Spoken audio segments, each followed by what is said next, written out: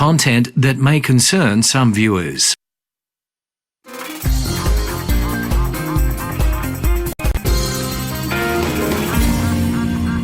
I am the mother of the beautiful Molly Lord, who was killed on a quad bike last week. I would just like to let everyone know of the pain and harassment we suffered as a result of Channel 7. Welcome to Media Watch. I'm Jonathan Holmes, and no jokey start this week. Our main item concerns something too tragic and too serious. It was on the Saturday before last that message was posted on 7 News' Facebook page by Mrs. Linda Goldspink Lord. A few angry sentences later, it ended, "You bastards." The post was dynamite. Within 36 hours, it had caused a social media storm. 32,008 others like this. On the Sunday evening, the video that had caused Mrs. Lord such pain was taken down from Seven's website. But so was her post from its Facebook page. And that, of course, just made matters worse for 7 News. Channel 7, you really are a bunch of grubby, exploitative, unethical lowlives. Big mistake to delete the post by Molly Lord's mother. Disgusting, Channel 7. And literally hundreds more. On Monday morning, with the story all over the mainstream media, 7's Sydney news director, Chris Willis, posted an apology.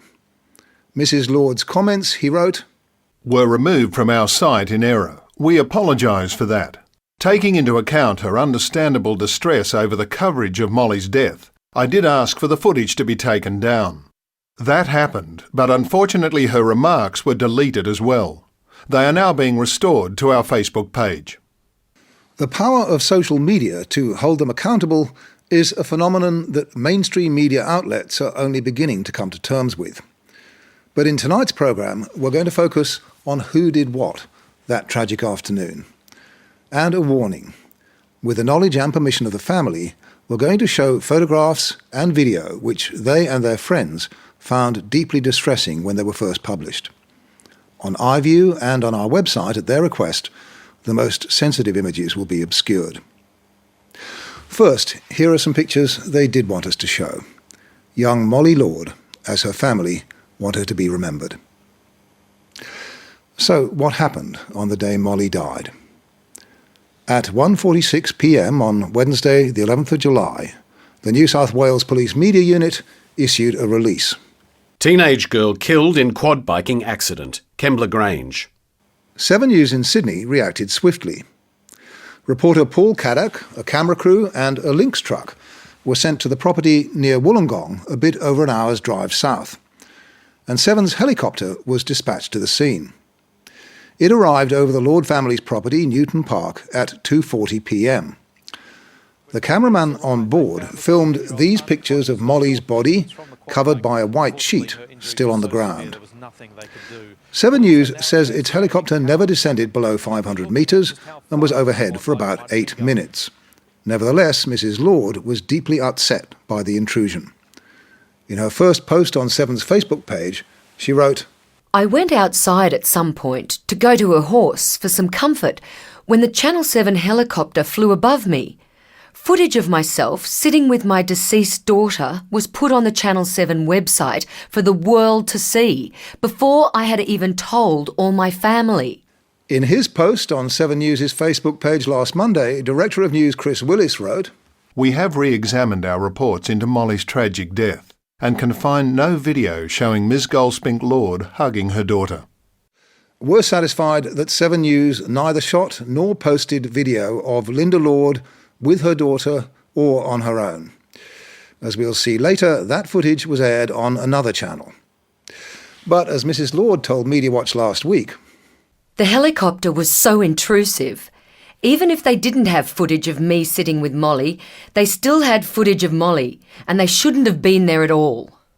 7 News tells us it covered the story as thoroughly as it did because it wasn't just a family tragedy. The police media release had raised issues of wider importance, summarised by Paul Caddock in his live cross at 4:30 that afternoon. Police putting out a reminder that these vehicles, these quad bikes, are not toys, urging parents to make sure that their children are properly supervised and wearing the correct safety gear like helmets. But that warning could surely have been read by a newsreader in the studio. Why the helicopter footage, we asked. Chris Willis didn't really tell us, but I'll tell you. Because for a television news item to last more than a few seconds, it needs pictures. Mr. Willis did write this. We accept the point that Mrs. Goldspink Lord was distressed by the helicopter's presence, and sincerely regret that. But that distress was utterly predictable, Chris. A helicopter hovering overhead at such a time is bound to be intrusive. Mrs. Lord is right. It shouldn't have been there at all. There are more issues in dispute between the Lord family and 7 News than we have time to deal with here. We have statements from the family and their friends on our website, together with 7 News' full response. At least to their credit, 7 did answer our questions. Have a read and judge for yourselves. But the real intrusion that day, worse in my view than anything 7 News did, was by the local paper, Fairfax Media's Illawarra Mercury, and one of the local television news services, Win News. Soon after the air ambulance had landed at Newton Park, just 20 minutes after the accident occurred, while frantic efforts to revive Molly Lord were still going on, family friend Paul Dopper noticed a photographer on the Lord family property. He was parked behind the rescue helicopter, standing behind the driver's side door of his car. The police also noticed the photographer, but everyone was too busy to ask him to leave. This was long before 7's helicopter arrived. Paul Dopper continues, I could only assume that he was from the Illawarra Mercury, because he was the only one close enough to get the ground shot that was published in the newspaper the next day. That afternoon, a reporter from the Illawarra Mercury contacted Molly's father, Peter Lord, who was in Hong Kong, frantically trying to get home. He tells Media Watch, I basically said that the family wasn't ready to say anything yet. And I said, look, don't make a song and dance about Molly's death, and please don't put it on the front page. A waste of breath. This was the Illawarra Mercury's front page the next morning. Holiday tragedy. Girl, 13, dies in Kembla Grange quad bike accident. And there is a picture of the scene with 2 grieving women prominently featured. On page 2, a worse intrusion. This picture. A woman is comforted at the scene of the accident yesterday. Picture Orlando Kyoto. The woman is Molly's mother, Linda Goldspink Lord. Her daughter's legs are protruding from the sheet that covers her. In the accompanying report, Molly Lord and her younger sister were named for the first time in the mainstream media without their parents' permission. Peter Lord has told Media Watch, It's an extremely personal moment, and that photo has gone online. Our friends and family saw it, and it caused them so much distress. A lot of them, we didn't even have the opportunity to make a phone call to them, to tell them what had happened. We sent a series of questions to the Illawarra Mercury. Its editor replied, We have been formally advised by lawyers acting for the Lord family that they are about to commence legal proceedings over the article. Consequently, I'm under legal advice not to comment at this stage. Well, here's my comment. Whatever the law may say, whoever decided to put that picture in the paper and the story on the front page, despite Peter Lord's request not to, needs to ask themselves the first question posed in Fairfax's Code of Conduct. Would I be proud of what I have done? And that leaves us with Win News, which has so far been untouched by the social media barrage that's descended on 7. This is Win News. It was Win, not 7, that aired this shot of Mrs. Lord sitting beside her daughter in its 6:30 bulletin that Wednesday evening. Because, as they put it, This matter could be the subject of legal proceedings. Win declined to answer our detailed questions, telling us instead that Win's coverage did not identify individuals and was taken from a respectful distance. and that it Believes that its reporting team complied with the Commercial TV Code of Practice. which says that licensees must exercise sensitivity in broadcasting images of bereaved relatives and survivors or witnesses of traumatic incidents. You can be sure that, so far as Mr. and Mrs. Lord are concerned, airing that shot was neither sensitive nor respectful, and they don't intend to let the matter lie. They're looking at taking legal action against some or all of 7, Win and the Illawarra Mercury.